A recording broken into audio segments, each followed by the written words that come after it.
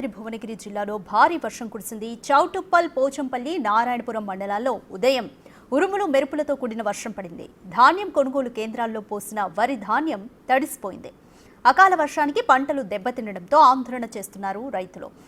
ధాన్యం కేంద్రాల్లో 10 రోజులైనా ధాన్యం కొనుక్కోకపోవడంతోనే రైతులు మండిపడుతున్నారు. అధికారులు స్పందించి ఇప్పటికైనా చర్యలు తీసుకోవాలని రైతులు కోరుతున్నారు.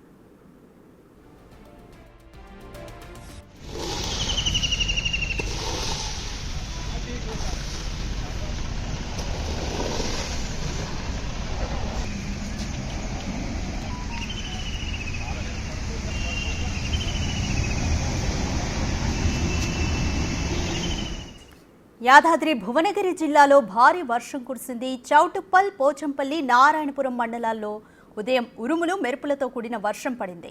ధాన్యం కొనుగోలు కేంద్రాల్లో పోసిన వరి ధాన్యం తడిసిపోయింది.